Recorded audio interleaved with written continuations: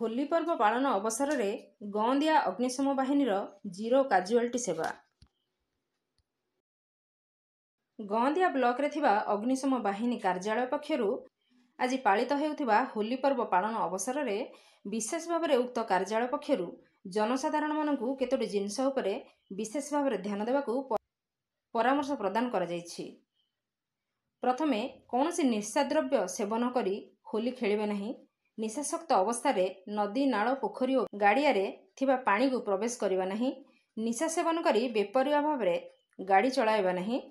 कौनसी केमिकल रंग होली रे व्यवहार करिबा नहीं आदि घटना को नहीं गौंदिया अग्निशम अधिकारी दीनबंधु मल्लिक एक प्रेस मीट रे समस्त को अनुरोध करने सहित जरूरी सेवा निमंते 112 नंबर को तुरंत कॉल करने को जणाइछन्ति।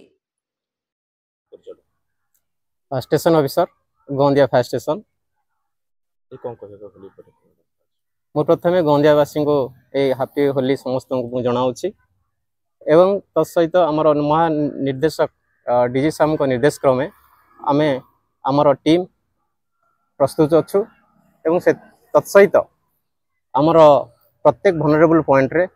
आमर टीम डिप्लॉय करा जायछि एवं आमर लोक मान को सचेतन करुचे कि लोक माने से जगह को न जानतु एवं भल भाव से जगार सतर्क रही गाधातु एवं ता सहित लोक माने केमिति डीजी साहब को निर्देश क्रमे जीरो काजुआलिटी एवं जीरो डेथ रहिबे।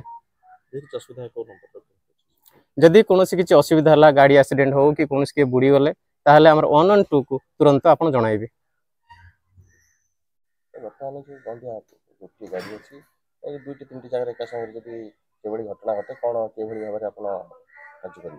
देखंतु आमे प्रथमे हमर गोटे मिनी माइक्रो टीम करिचु ता सहित हमर प्रत्येक पॉइंट को गोटे गोटे पिला मध्य एवं ता सहित लाइव बाय एवं लाइव जैकेट मुतयन करिचु एवं जदि किछि प्रॉब्लम हैला स्टैंड बाय रे गोटे मध्य माइक्रो टीम आमे रखिचु। ढेंकानाळरू सौम्यरंजन महांती का रिपोर्ट, नागराज न्यूज।